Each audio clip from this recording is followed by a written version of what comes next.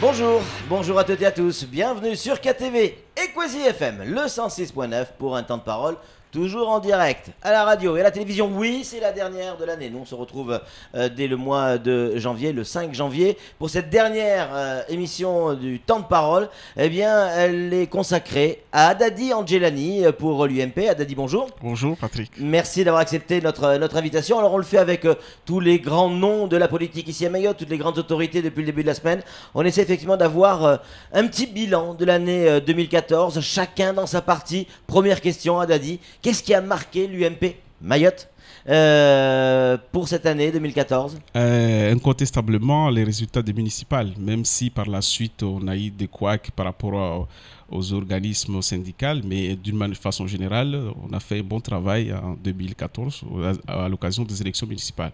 On contrôle 6 communes, alors que le mandature précédent, on était à 5 communes. Donc c'est une très bonne victoire et je pense qu'on a réussi aussi à redynamiser le parti, à engager le dynamique qui va se poursuivre en 2015. Est-ce que Mayotte a bénéficié, entre guillemets, j'allais dire, de la mauvaise image UMP en métropole avec toutes les affaires, Big Malion, souvenez-vous, Copé, toutes les affaires qu'il y a pu avoir autour de l'UMP? Non, Sarkozy. Non, pas du tout. Je pense qu'ici, notre difficulté, c'est ce que disait Mansour la dernière fois, c'est que l'ennemi de l'UMP, c'est nous-mêmes, c'est qu'on n'arrive pas jamais à s'entendre sur l'essentiel, mais il y a toujours des divisions qui ne avancent pas ni le parti, ni Mayotte. Et ce que je plaide qu'en 2015, on fasse autrement. Mais d'une façon générale, on n'a pas souffert des histoires de Paris, tout ça. On a souffert surtout de notre incapacité à se mettre d'accord sur un candidat pour aller aux élections, et c'est ce que j'appelle de mes voeux pour 2015. C'est pas le mal de tous les partis politiques aujourd'hui, je parle de Mayotte toujours, arriver à trouver un leader, arriver à trouver la personne qui va faire l'unanimité. On a le sentiment que ces primaires, ces pseudo-primaires sont toujours un élément conflictuel. Oui, mais nous, à l'UMP, surtout à Mayotte, quand on est de droite, on a plus d'obligations que les autres, parce que nous, on a été toujours là quand Mayotte avait besoin d'avancer ou des décisions importantes.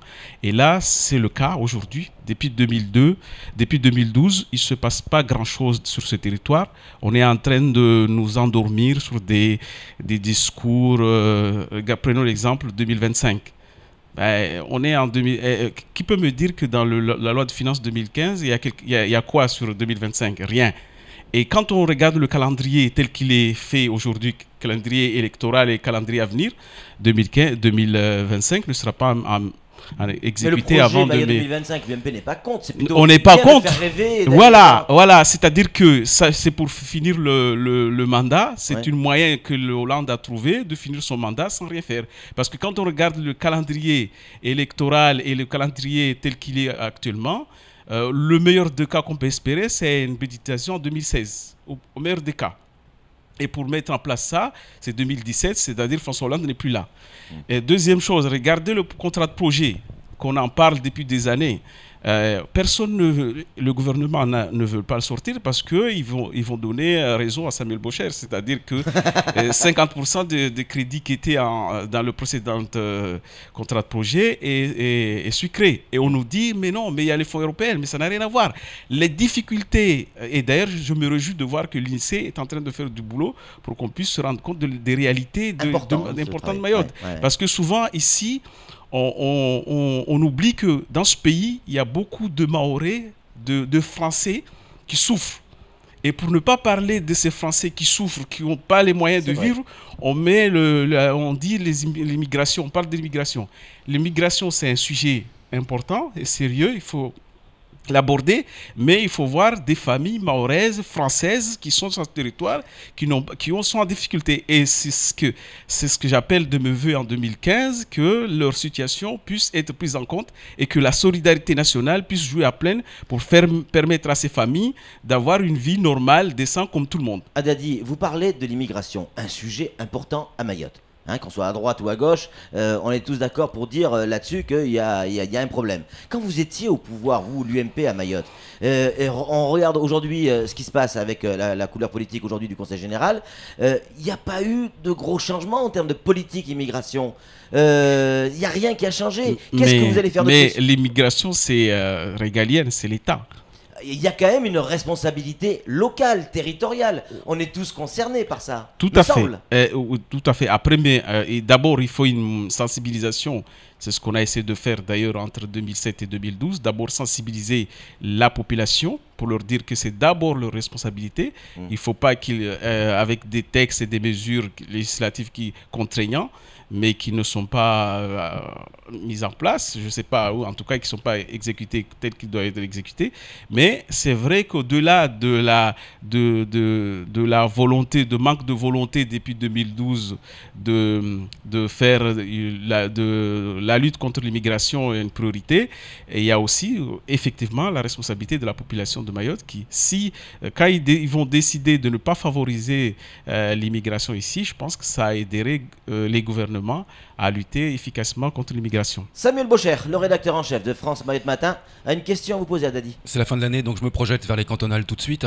Jacques Chirac disait d'Alain Juppé, c'est le meilleur d'entre nous. Moi j'ai envie de dire, Mansour Kamardine, c'est le meilleur d'entre nous. Ça n'engage que moi. Mais est-ce que l'UMP peut s'en sortir s'il n'y a pas Mansour Kamardine avec vous? Nous appelons tous à l'UMP, à la candidature de Mansour Kamardine. Bah, il a été clair, il a répondu en direct sur Kwesi en disant je ne suis pas candidat. Au canton de Sada. Ouais. Mais après, il est libre de faire un choix. Mais je pense qu'on est à un moment où on a besoin de lui, on a besoin qu'il s'engage. On lui a dit longtemps, j'espère que ce matin, là où il m'écoute, on a besoin de lui. Il faut qu'il se représente à Sada, au cantonal. Pas seulement pour l'intérêt du canton de Sada, mais pour l'intérêt de Mayotte de façon générale. Donc maintenant, aux électeurs du canton de Sada, aux citoyens de Sada, de faire en sorte que Mansour soit notre candidat au mois de mars. Vous allez certainement utiliser la langue de bois pour me répondre et je pourrais le comprendre, mais je vous pose quand même la question. L'UMP se prépare au cantonal. Quand on prépare les cantonales, c'est pour être élu conseiller général. Et quand on est élu conseiller général, quand on se rase le matin, on pense souvent à la présidence. Est-ce que déjà du côté de l'UMP, vous avez un président en Tout à fait. Par rapport au précédent scrutin, cette fois-ci, et pour éviter qu'il y ait des guéguerres à l'issue du deuxième tour, on va avoir un leader dans notre équipe. C'est-à-dire qu'à l'avance, vous allez connaître le candidat pour la présidence. En tout cas, on travaille pour y arriver à ça, mais on attend d'investir l'ensemble des cantons. Maintenant, il nous reste 3 cantons à investir. Le canton de Pamandzi et le canton de Dembéni et le canton de Sada. Une fois que ça sera fait, on vous conviera à une conférence de presse sur laquelle on vous dira quel est notre leader pour cette élection. Aujourd'hui, c'est pas décidé? Non. La décision de on travaille, voilà, on prend en compte aussi les éléments. Je sais qu'il a dit qu'il ne veut pas y aller, mais ça ne nous empêche pas de solliciter toujours, de lui demander de reconsidérer sa décision. S'il y va à Sada, ça peut être un bon président du Conseil général selon vous? Il fait partie des éléments incontournables et un élément important de notre formation politique. Sam, pour vous, vous avez été conseiller général de Ouangani, vous avez été le président de la commission des finances du Conseil général, faut-il le rappeler. Êtes-vous candidat à Ouangani? Non, mais à Ouangani, on a déjà investi les candidats. C'est l'ancien sénateur Sobadine Ibrahim et Madame Mouanesha Saindou. Donc la question ne se pose plus pour moi. Donc c'est-à-dire que l'année prochaine, vous ne serez pas au Conseil général?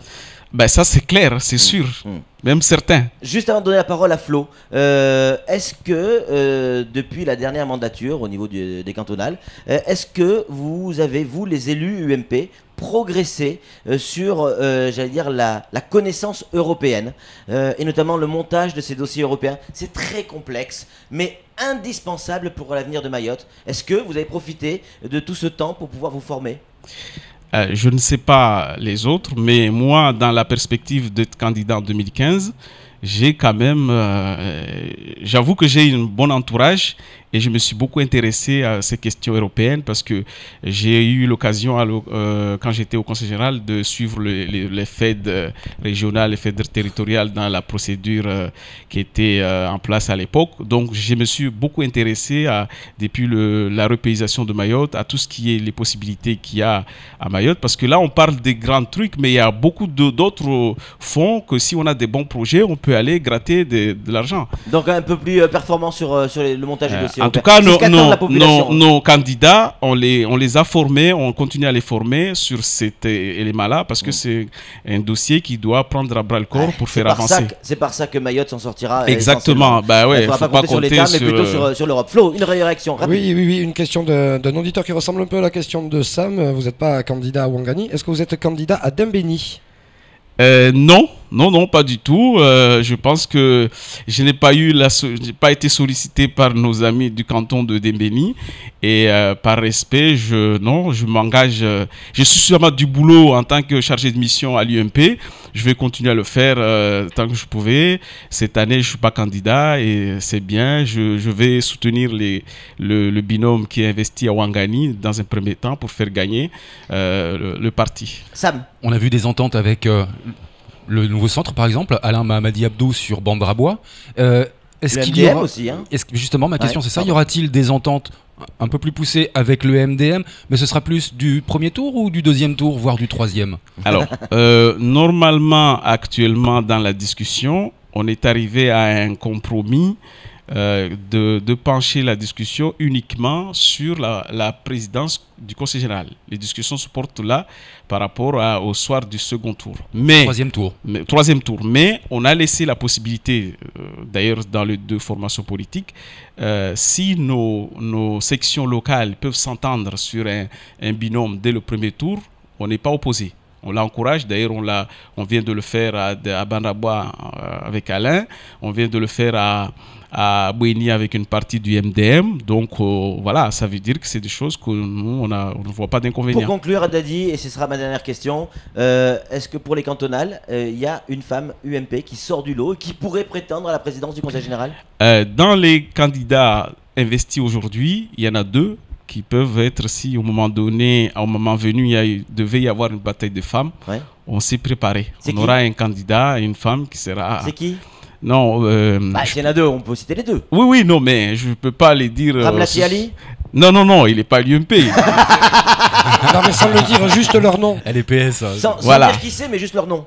Voilà, c'est non, je préfère les préserver parce que vous savez comment ça marche dans ce territoire. Oui, en plus, ça veut dire que les autres femmes sont moins bonnes qu'elles. Non, j'ai pas dit ça. J'ai pas dit ça. Je dis on a des candidats de qualité dans ce qui était déjà investi et ce qui est à venir, mais on ne souhaite pas quand même les mettre en difficulté. Ils se lancent en campagne, tout ça, mais vous allez vite vous rendre compte dans les débats, dans toute la campagne qui va s'engager, vous allez vite voir nos deux leaders, la femme et l'homme, qui pourraient demain prétendre à la présidence du Conseil général. Merci beaucoup à Dadi et Angelani. Vous reviendrez début 2015 pour nous parler maintenant de ce que vous souhaitez pour 2015. On a beaucoup parlé de 2014, on a évoqué les cantonales, mais il n'y a pas que ça, parce qu'il n'y a pas que les cantonales en 2015. On aura l'occasion d'en reparler. En tout cas, merci d'être venu à Dadi, Angelani, d'avoir répondu à nos questions. C'est tout pour ce temps de parole. Tout de suite, la suite de nos programmes.